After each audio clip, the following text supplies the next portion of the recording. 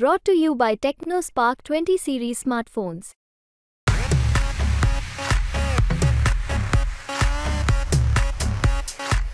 व्यक्तिगत माझं म्हणणं नाहीये. सांगली जिल्ह्याच्या लोकांचं ते म्हणणं आहे. काँग्रेस पक्षाच्या विचारधारेला मानणाऱ्या त्या सांगली जिल्ह्यातील लोकांचं म्हणणं आहे. काँग्रेस पक्षाच्या कार्यकर्त्यांचं म्हणणं आहे की सांगली जिल्ह्याची जागा ही काँग्रेस पक्षाची आहे, परंपरेने काँग्रेस पक्षाची आहे. काँग्रेस पक्षाचं तिथं मजबूत संघटन आहे आणि आजही जे मी काही दिवसांपूर्वी बोललो ते आजही माझा स्टँड आहे की ती जागा लढण्यासाठी सक्षम आहो आणि ती सांगली जिल्ह्याची की काँग्रेस पक्ष ही लढण्यास समर्थ आहे. सर, संजय राऊत असं म्हटलं की विशाल पाटील यांचे पायलट कुणीतरी वेगळे आहे, तुमच्याकडे इशारा होता आणि त्यांचं विमान गुजरातला लँड होऊ नये, अप्रत्यक्ष भाजप प्रवेशाच्या वाटेवर आहे अशी टीका आहे ही. मी संजय राऊत साहेब काय बोलतात त्याच्यावर मला वाटतं प्रतिक्रिया देण्याची आवश्यकता नाहीये. सांगली जिल्ह्याच्या इतिहास आणि भूगोल, राजकारणाचा आणि समाजकारणाचा ज्याला माहीत आहे महाराष्ट्रात, तो अनेकांना माहीत आहे. देशाच्या स्वातंत्र्यापासून कुठलाही व्यक्ती किंवा एखाद्या जनावराला जरी सांगली जिल्ह्यात विचारलं तर जनावरांना सुद्धा सांगू शकेल की हा काँग्रेस पक्षाचा या ठिकाणी एक विचारधारेचा तो जिल्हा आहे.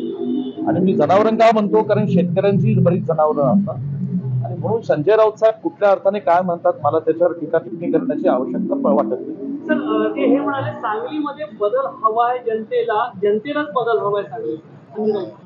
बदल म्हणजे बरोबर आहे ना. गेले 14ला तिथे भाजपचे खासदार निवडून आले, 19ला भाजपचे खासदार निवडून आले आणि म्हणून या ठिकाणी आज आम्ही एक सक्षम उमेदवार, मी सांगितलं वारंवार की सांगली जिल्ह्याची जी परंपरा आहे ती स्वर्गीय वसंतदादांपासून ते स्वर्गीय गुलाबराव पाटील साहेब असतील, माझे वडील स्वर्गीय पतंगरावजी कदम साहेब असतील, या सगळ्या नेतृत्वाने सांगलीतल्या लोकांचा आशीर्वाद घेऊन काँग्रेस पक्षाच्या विचारधारेतून सांगलीच्या मातेतून महाराष्ट्रामध्ये मोठं काम केलं, अनेक क्षेत्रांमध्ये काम केलं. कृषी असेल, सहकार क्षेत्र असेल, शिक्षण क्षेत्र असेल, हे सगळ्या महाराष्ट्राला त्याची कल्पना आहे.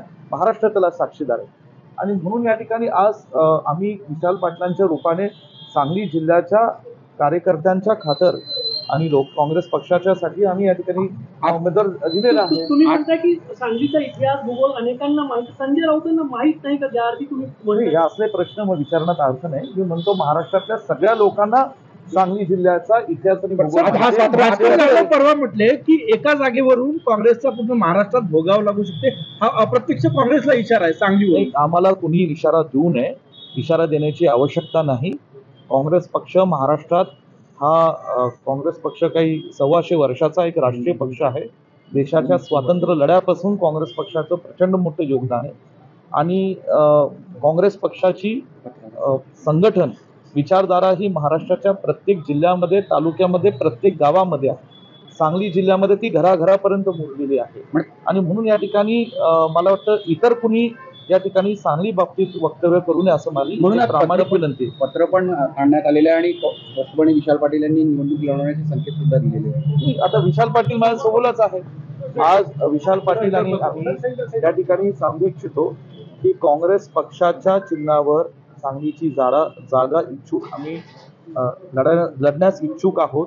हीच भावना सातत्याने देशातील आणि महाराष्ट्राच्या नेतृत्वाकडे. डबल केसरी ऐवजी तुमचाच उमेदवार राहायला पाहिजे, अगदी ठाम भूमिका शोधतो. आमची भूमिका आहे ना ही सुरुवातीपासून आहे, आज पण आहे.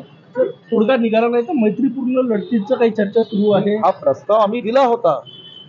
हे तर उघड चर्चा आहे ना की हा प्रस्ताव महाराष्ट्रातल्या सुद्धा आदरणीय नाना पटोले साहेब असतील, आदरणीय थोरात साहेब असतील, आदरणीय पृथ्वीराज चव्हाण साहेब असतील, सगळ्या नेत्यांनी हे प्रस्ताव दिलेले आहेत. परंतु मुळातच ही जागा काँग्रेस पक्षाला मिळावी अशी आमची प्रामाणिक इच्छा आहे. सांगलीचा उमेदवार आधी उभाठ्यानं जाहीर केला, भिवंडीचा उमेदवार राष्ट्रवादीनं जाहीर केला. डॉमिनेट केलं जातंय का काँग्रेसला? कारण की आधी त्यांनी उमेदवार जाहीर केले, चर्चा सुरू असताना. मी इथे राज्यात जरी काम करत असलो तर आजच्या माझी भूमिका ही सांगली जिल्ह्यातला काँग्रेस पक्षाचा कार्यकर्ता, सांगलीतला एक आमदार म्हणून मी या ठिकाणी मांडत आहे.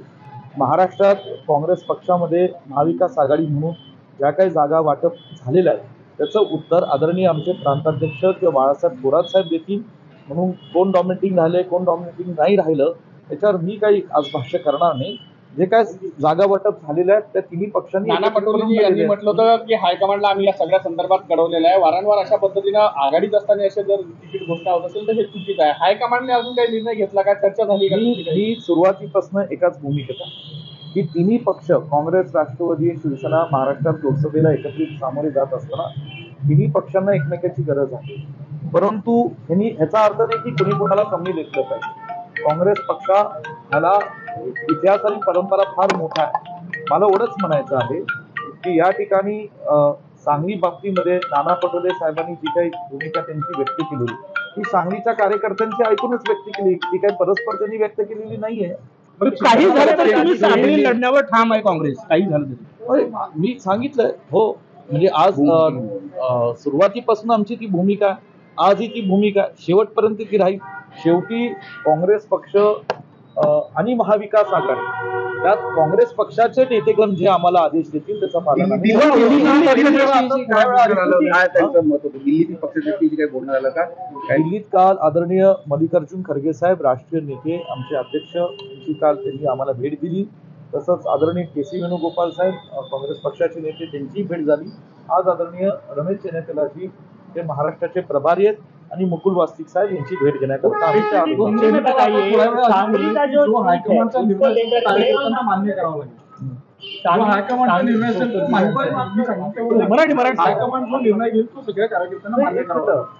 मी सुरुवातीपासून या भूमिकेत आहे की काँग्रेस पक्षाच्या आदेश जे काँग्रेस पक्ष आम्हाला सांगेल आणि जे महाविकास आघाडीमध्ये एकत्रितपणे ठरेल. मी पुन्हा पुन्हा या वाक्याचा उल्लेख करतो. कुणी परस्पर काही ठरवलं असेल तर ते आम्हाला मान्य होणार नाही. एकत्रितपणे जे काही आम्हाला काँग्रेस पक्ष आणि महाविकास आघाडीचं सांगितण्यात येईल त्या आदेशांचं पालन आम्ही करू.